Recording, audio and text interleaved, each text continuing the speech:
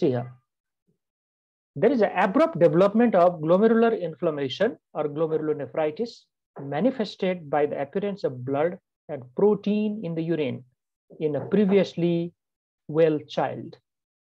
This is known as acute glomerulonephritis or acute nephritic syndrome. The hallmark of acute glomerulonephritis are hematuria, okay, hematuria, that is presence of RBC in the urine, oliguria, okay, passage of less amount of urine, edema, okay, we all know what is edema, especially starts from the face, that is periorbital puffiness or facial swelling. Later on, the whole body may be affected, and then hypertension. These are four are the classical features of acute glomerulonephritis. It is also known as acute nephritic or nephritic syndrome. Remember the spelling there. It's not nephrotic, it is nephritic. Okay, so these are the features. Along with that, one other feature I want to include here, that is proteinuria. This proteinuria is mild to moderate. Okay, mild to moderate. It is never high like a nephrotic range. Nephrotic means a massive amount of proteinuria. If this is a nephritic or acute glomerulonephritis, so proteinuria will be mild to moderate. Let's move on. Now, what are the types of acute glomerulonephritis? Post-infectious. A good example is PSGN, systemic vasculitis. Different type of connective tissue disorder has resulted in acute glomerulonephritis, like SLE, membranoproliferative glomerulonephritis. Okay, this is a special variety there. IgA nephropathy, also known as Buerger disease, IgA deposition on the glomeruli. Idiopathic rapidly progressive glomerulonephritis, RPGN. In no time, this glomerulonephritis can result in kidney failure. And familial nephropathy like Alport syndrome, where sensory neural hearing loss is also seen. So these are some of the types. But most important among them is a post-infectious one. Now, these are the post-infectious glomerulonephritis. Look at the causes there. Not only bacteria, other pathogen can also result in post-infectious glomerulonephritis, like different types of bacteria, streptococci, staphylococci, and streptococcus viridans, but the most common is PSGN. Among the viral, hepatitis B or hepatitis C virus, and even HIV or cytomegalovirus, Epstein-Barr virus, and even rubella virus can lead to a glomerulonephritis. They can involve glomerulus. Among them, hepatitis B, okay, can result in nephrotic syndrome by causing extensive involvement of the glomeruli. From the fungal side, okay, different type of fungus are responsible. One of the common is called Coccidioides amitis. Coccidioides amitis.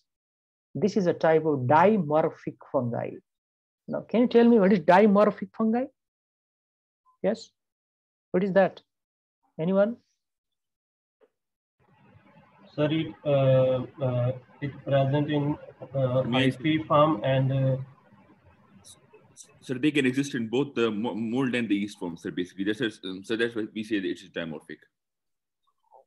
Okay, it is present in both forms. Dimorphic means two forms. There are two forms, means one is yeast form, another is mold form or a mycelial form or hyphae form. Okay, so in both forms it is present. There are different types of dimorphic fungi like Histoplasma capsulatum, Coccidioides amitis, okay, Blastomyces dermatitis, and even Sporothrix shenkai. All of these are a different type. Can be asked as a question in the exam. So you need to prepare microbiology quite well. And from the parasitic side, we have Plasmodium species like Plasmodium malariae and Plasmodium falciparum. Especially Plasmodium falciparum is responsible for post-infectious glomerulonephritis. Now, with this, let's enter into the PSGN. Others are not important at this stage, but PSGN we need to know in detail. Now, this is a very easy topic for you because of that case which we have recently done. Most of the things are already done there. Etiology of PSGN is group A beta hemolytic streptococci. Another name is Streptococcus pyogenes. And these are the nephritogenetic strain which cause PSGN.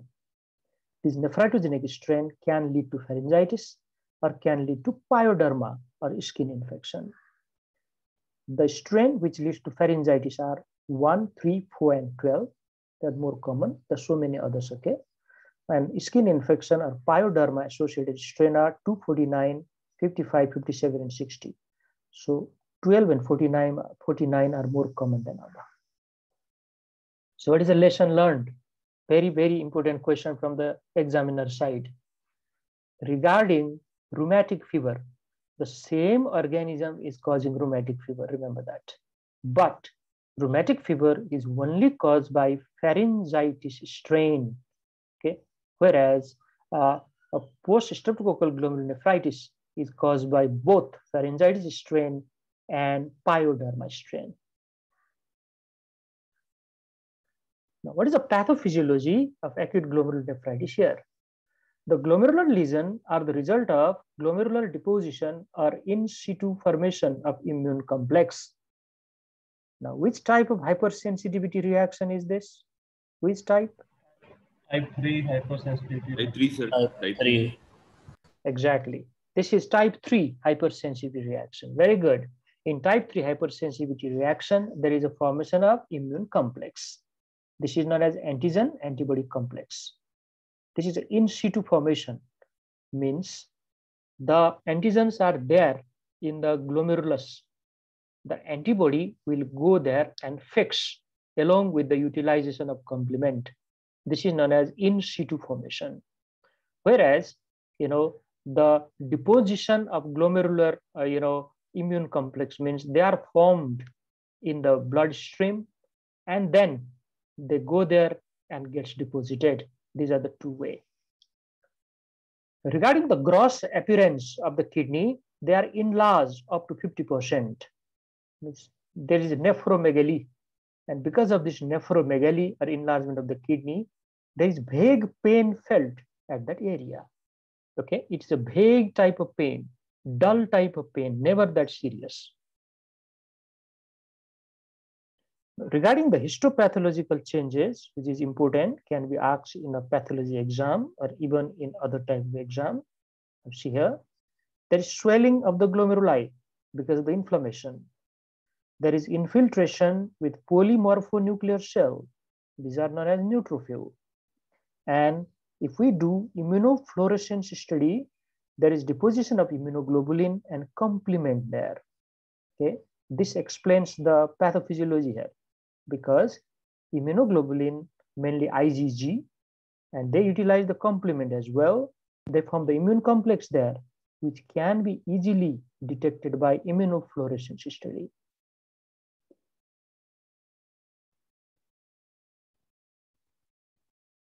Let's move on.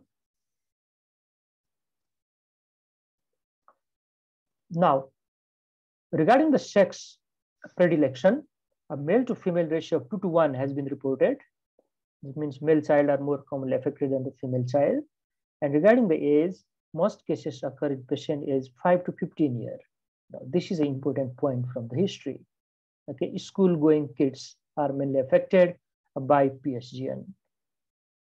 Remember, any streptococcal infection, okay, is more common in that age group, especially if they are from the poor socio-economic status.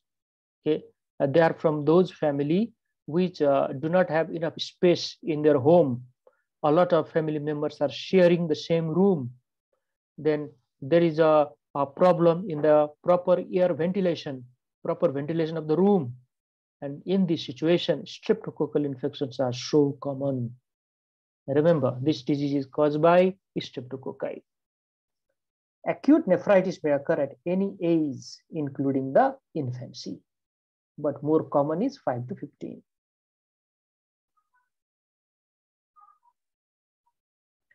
Now, these are the important points. Okay, symptoms are the history. See there. So we need to give reasons for each of them, then only it means you have understood the topic. The classical symptoms of AGN are cola or tea-colored urine. Always ask this. What is the color of the urine? What is the color of the urine your child is passing? Ask this question to the mother or the father, whoever is there. Or if the child is big enough, ask that question to the child itself. Decreased urine output, oliguria, very common features of glomerulonephritis because of decreased glomerular filtration rate. Swelling of face first and the body later. Face always first, periorbital puffiness or edema, then whole body later. It depends how bad is the involvement. In case of nephrotic syndrome, there is anasarca. In case of nephritic syndrome, okay, probably not that much swelling. Headache. Now, why this headache? What is the reason for headache here? Sir, due to decrease the urine output, there is increase the volume in the blood and lead to the hypertension. And sir, due to the hypertension, there is the headache. Very good. Very good. Excellent explanation. This is caused by hypertensive encephalopathy, okay, which is very common feature in case of acute nephritic syndrome. There is hypertension all the time because of high blood pressure, okay. Usually headache is there. So we need to ask that question. Sometimes there is seizure as well. Seizure is considered even more serious symptom or complication. In less than 20% of the case, there is abnormal body movement or loss of consciousness. That's what I was talking right now. Abnormal body movements means seizure, or convulsion. Okay, convulsion is another term. Loss of consciousness is coma. Breathlessness and exertion. Now, this is a feature of heart failure or pulmonary edema. Because of the excessive volume overload, because of excessive retention of salt and water there, this is a hypervolemic situation. So fluid may collect inside the alveoli, which results in pulmonary edema. So the child can develop breathlessness and exertion. Non-specific symptom like weakness, okay, slight amount of fever, vague type of abdominal pain, and even malaise can be there, but they really do not help us regarding the diagnosis. 90% of the time, okay, in some of the textbook, it is mentioned more than 50% or around 50%, it doesn't matter. Preceding sore throat or pyoderma can be found. So this is the history. And remember, there is a gap of 2 to 3 weeks there, okay? So many of the people, they forget sometimes what happened 2 to 3 weeks ago. And that's why during the examination, we need to nicely examine the skin. Who knows, there may be some scar from that infection area. Symptoms of the underlying systemic diseases should be asked to find out the etiology, okay, to find out the etiology. Though we are talking about post-streptococcal glomerulonephritis, but let me remind you once again, let us not bias ourselves, because when we are, looking this case, we don't know this is a case of PSGN. PSGN will be diagnosed later. So in that time, we take every type of case is a possibility there, okay? So just to rule out other, we need to ask this type of question. Triad of sinusitis, pulmonary infiltrate, and nephritis is a feature of Wegener granulomatosis. Wegener granulomatosis is a type of immunological disorder. So there is sinusitis, there is involvement of the lung, which is known as pulmonary infiltrate in the X-ray, and nephritis is a glomerulonephritis, Wegener granulomatosis. Arthralgia is a common feature of Henoch-Schönlein purpura or SLE and other connective tissue disorder. Even arthritis can be seen. Hemoptysis is a feature of Goodpasture syndrome. Okay, everybody know about the hemoptysis. It is coughing out blood, Goodpasture syndrome. Now, Goodpasture syndrome is another immunological condition where there is antibody against the basement membrane. Okay, antibody against basement membrane. Now, lungs and kidneys are commonly affected in Goodpasture syndrome. So, same patient may be having hematuria as well as hemoptysis. Skin rashes in SLE as well as henoch-Schönlein purpura. Okay, and it is written here, purpura are the feature of henoch-Schönlein purpura. These are the palpable purpura, which are mainly present in the buttock area and the lower limbs. And they are present in 100% of the cases of HSP.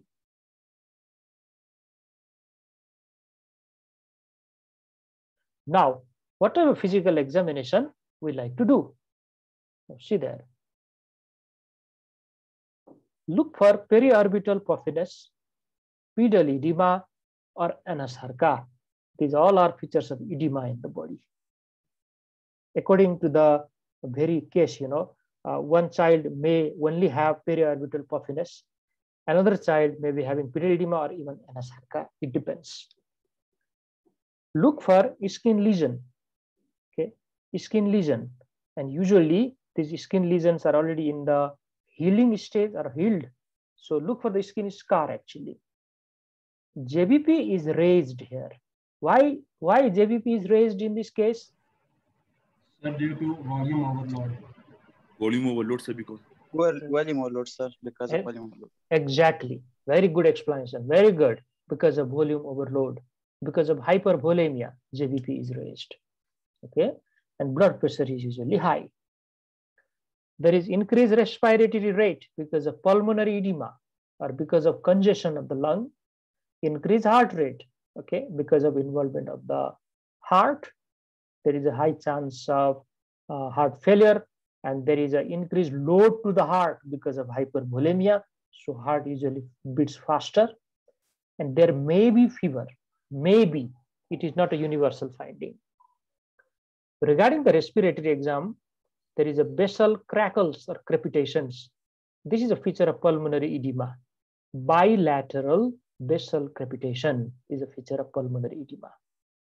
And there may be pleural effusion because this is a case of edema. Remember that fluid may be collected in the pleural space. That is known as pleural effusion. So what type of fluid is this? Is it transudate or exudate? Sir, exudate inflammatory. Exudate. Sir, it's transudate. Now remember, yes, please. Yes, go on. Yeah, I'm listening. Due to volume overload, there is high pressure in the capillaries, hydrostatic pressure increased. That's why, sir, there is transudate, not exudate. Very good explanation he has given. So see there. So this is a little bit confusing for the students. So please make your concept clear right here.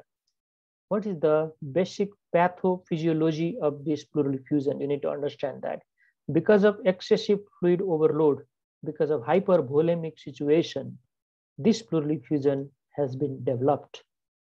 Okay, so this is transudative type of pleural effusion. This is not because of inflammation of the pleura. Inflammation or infection of the pleura results in exudative effusion, which is not the case here. Another reason you can give sometimes, not in this case, but in other renal condition like nephrotic syndrome. That is because of the decreased oncotic pressure. Okay, there is loss of protein in the urine. Decreased oncotic pressure can also lead to edema. That edema is also transudative type, not exudative. So by both reasons, this is a transudative type of pleural effusion. Transudate means protein content is less than 3 grams per deciliter, or decreased amount of protein, you can say that. Now, cardiovascular system will show gallop rhythm, especially in case of heart failure. Gallop rhythm. So what is gallop rhythm? What is that? 3 sounds S1, S2, and S3 continuously produce. Yes. Due to volume overload. Yes. Due to the increasing because of rapid rate of ventricular fillings and it's characterized by ventricular bulge and sets a low frequency sound basically. Okay. Yes. both of them are correct, all of them are correct actually. Whenever we hear first heart sound, second heart sound, and third heart sound together, S1, S2, S3, fourth heart sound is very rarely heard, okay? So I don't talk about that. S1, S2, S3 heard together is called gallop rhythm, gallop rhythm. So you can say third heart sound, when it is heard, gallop rhythm is present. It is just like a galloping sound of horse. Exactly that type of sound is heard by our stethoscope. Okay, and third heart sound is present by rapid ventricular filling. Is absolutely right. So this is a feature of heart failure, left ventricular failure. Now regarding the abdominal exam, there may be chance of hepatomegaly. This is because of congestion of the liver as a result of hypervolemia or heart failure, or there may be fluid thrill and shifting dullness. Now, every student can tell me this answer. Fluid thrill and shifting dullness shows what pathology? What is present there? Ascites. Ascites. Exactly. Exactly. Fluid accumulation in the peritoneal cavity, which is known as ascites. Okay, so fluid thrill and shifting dullness, if they are present, without any doubt, this is a case of ascites. Now, the common investigation which we do in a case of acute glomerulonephritis. Now, see here. These are the routine type of test. Routine test from the CBC or complete blood count. Okay, we can have normocytic anemia here, and we can have leukocytosis. Normocytic anemia, okay, means you all know normal size of the RBC. That is called normocytic. There are three types of anemia according to the size of the RBC: microcytic, normocytic, and macrocytic. This is a normocytic type of anemia, and the special reason for this type of anemia here is hemodilution. Okay, hemodilution.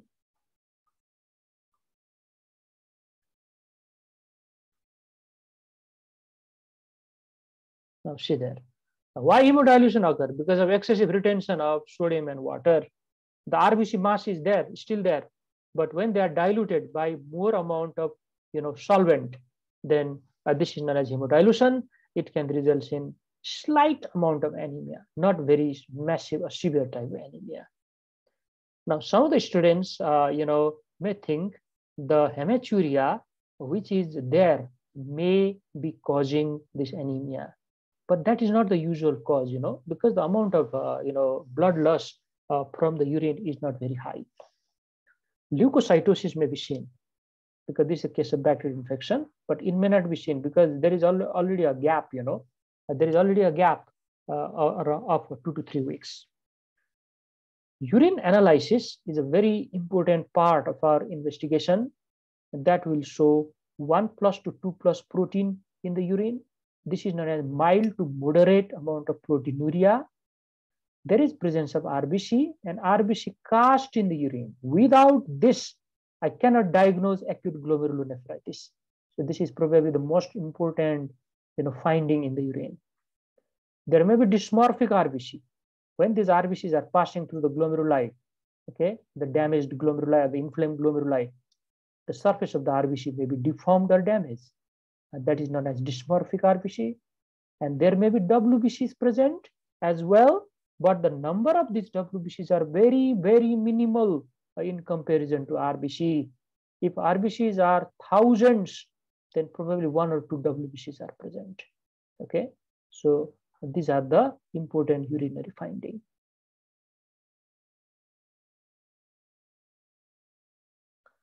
Another type of test is renal function test. There is increased blood urea nitrogen or increased blood urea and increased serum creatinine because of glomerulonephritis, because of decreased GFR. Okay, these things are accumulated in the blood. Serum electrolytes are a routine type of test for us. Okay, see there. So there may be hyponatremia in this case. There may be hyperkalemia. there may be hyperphosphatemia, and there may be hypocalcemia. Now we need to understand why these things develop in this case. Now, what is the reason for hyponatremia here? Due to increase the volume in the blood, that's why also due to the hyponatremia, dilutional hyponatremia, sir. May I, sir? Yeah, sure. Sir, because like, sir, it is that sort of hyponatremia because, sir, basically the fluid level is increasing in the blood. So when the fluid level is increasing, so sir, the dilution is occurring of sodium. So that's why we are having the hyponatremia, sir, because of the excessive fluid. Exactly. Both of you are absolutely correct. Both of you. Okay. So because of excessive, fluid, reabsorption in comparison to the sodium. Sodium is diluted here. So this is dilutional type of hyponatremia. This is not, again, not very low level of sodium, okay? Just a little bit lower than the margin. Hyperkalemia, because of the kidney failure, because of decreased GFR, potassium cannot be excreted by the kidney. It will be collected in the body. That is the reason for hyperkalemia. Hyperphosphatemia, same reason. When the kidneys are failing, they cannot excrete phosphate out. And when that phosphate is collected in the body or the blood, that phosphate will bind with free calcium. So calcium will be utilized to form the product. That's why there will be hypocalcemia. This always goes together. Hyperphosphatemia will give rise to hypocalcemia. Now, another important type of test is the antibody titer. Now see this, ASO titer is high. Without high ASO titer or anti-DNase B titer, it is difficult for us to diagnose this disorder because we need to have a link with that bacteria which is causing the problem. And these antibodies are the link here. Throat culture may be positive or may be negative. If that bacteria is still there, then only throat culture will be positive. It is usually positive. Serum cholesterol and serum albumin are normal, but they are always done because nephrotic syndrome is one of the important differential diagnoses of AGN. And in nephrotic syndrome, serum albumin is low and serum cholesterol is high, whereas in nephritic syndrome, they are normal. That's why these tests are done.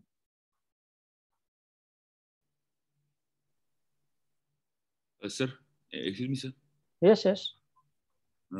Sir, regarding this, like hyperkalemia, sir, the point you explained, sir, like it's very clear to me. But sir, can we say in a sense that, sir, when it comes to hyperkalemia and acute glomerulonephritis, sir, can we say that it is not directly occurring? It is because as a secondary cause of hyporenemic hypoaldosteronism, sir, which is a feature of this acute glomerulonephritis, sir. Of course, you can say that is in detail. When you are explaining in detail, that mechanism is responsible for all these actually. Yes.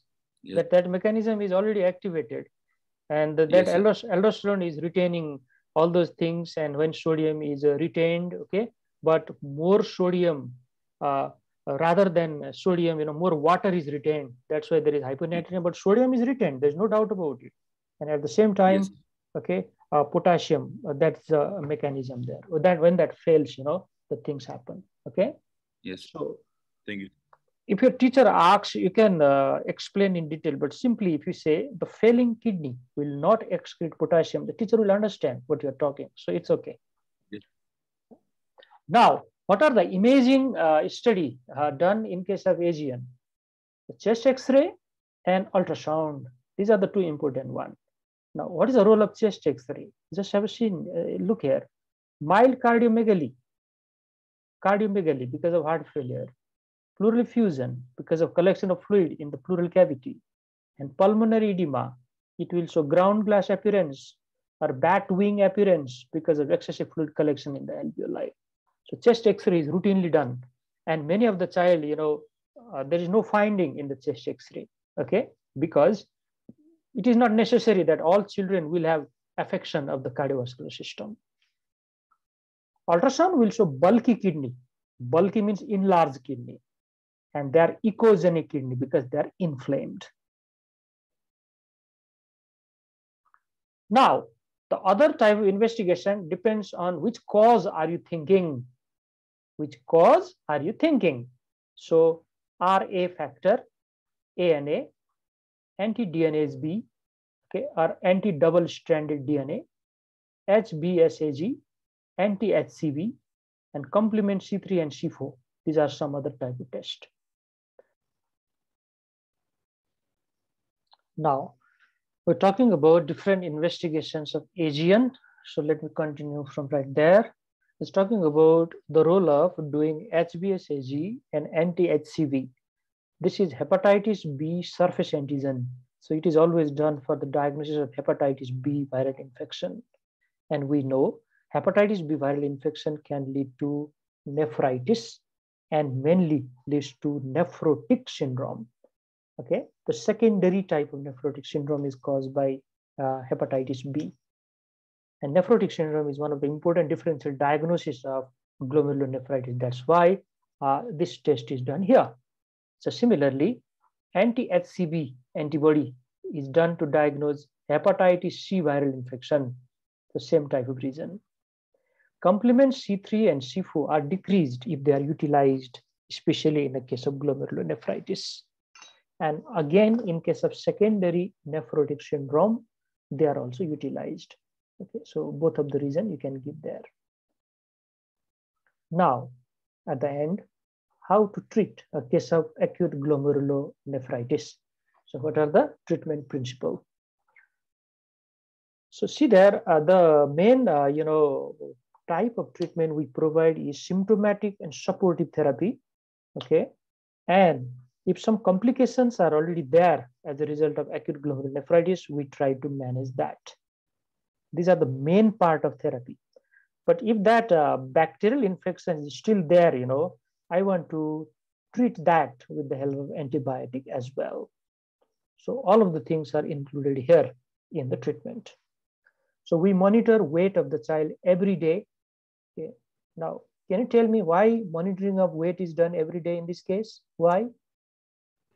Due to increasing the demus or increase the weight. Exactly. This is a case of edema. This is a case of fluid retention in the body. So I want to make sure whether that fluid retention is still going on.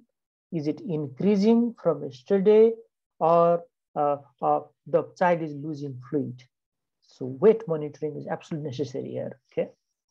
How much fluid the child is taking? This is known as fluid balance. And how much urine the child is producing. So that has to be recorded. Every amount of fluid the child is taking has to be recorded. And what is the total amount of urine output in 24 hours? That also has to be recorded. This is known as intake output charting or maintenance of fluid balance. Now, one of the important questions which is asked to the student, this is a practical type of question: how much fluid a child or that particular adult can take in case of kidney failure or glomerulonephritis. Okay, so let me talk a little bit about that. So the way to calculate that is 24-hour urine output is noted first. 24-hour urine output. And that is recorded by the nurses, we have to just look at the chart that is already recorded. And on top of that, you want to add 400 ml of the fluid. This is a very important point. This 400 ml of the fluid is necessary for our, metabolism and for the insensible loss from the body. Okay. And this 24-hour urine output is the lost fluid, isn't it? So we have to replace that, right? So this is the total amount of fluid the child can take. You have to calculate that exactly and then tell the parents, whatever fluid you give, you have to remain within this limit. That is the way. Measurement of the blood pressure is done every 4 to 6 hourly. Electrolytes, urea, and creatinine should be measured on a regular basis, probably every day or once in 2 days. Okay, that will be done inside the hospital. Diet should be salt restricted diet, because this is a case of edema or hypertension, so salt restricted diet. And protein intake, okay, should be a normal amount of protein intake. Okay, normal amount. In a child, it's always a bit higher than the adult. Maintenance of fluid balance, already talked about. Maintain electrolyte homeostasis. Control hypertension if it is there. And if it is a severe case of renal failure, we need to go for dialysis. There are two types of dialysis which are easily available in the hospital setting. They are called peritoneal dialysis and hemodialysis. Hemodialysis is, of course, the better one than peritoneal dialysis. Excuse me, sir. Yes, yes. Sir, in fluid therapy, in maintenance therapy, sir, we must use on 400 ml, or there is a range like 200 to 500 ml, or we must only use 400 ml. Okay, that's a good question he has asked. Okay, this is a different type of situation or circumstances. Okay, this is a case where fluid is excessively collected in the body. So you forget about that, calculation for the time being. You don't go for that calculation. For example, if the child is 20 kg, you know how to calculate, maintenance fluid for the 20 kg child, isn't it? You know that, but don't use that formula here now. Okay, if you give that much fluid, all of that fluid will be accumulated inside the body, and that can further aggravate hypervolemia or pulmonary edema. So we don't go for that type of management. We simply calculate by adding 400 ml to the previous day's urine output. That's it. That much amount of fluid is given for 24 hours. Now let's move on. Now, what is the other type of treatment here? This is a case of bacterial infection. So if there is evidence of bacteria still there, we have to give penicillin therapy. Okay, and admit the patient if there is a feature of oliguria and renal failure. Acute nephritic syndrome, you have to restrict the fluid, and you can use loop diuretics like furosemide. Try to excrete the fluid outside from the kidney. But one important point I like to highlight here is, if the kidneys are already having intrinsic type of renal failure, then even loop diuretics fail to handle the case. Means even they will not produce extra urine if the patient is having intrinsic renal failure. Even earlier cases of renal failure, during that time, loop diuretics help the patient. Now, what we do in case of hypertensive encephalopathy? Hypertensive encephalopathy means damage of the brain because of high blood pressure. It is associated with signs of cerebral dysfunction like raised ICP, and the features are headache, blurring of the vision, vomiting, seizure, loss of consciousness.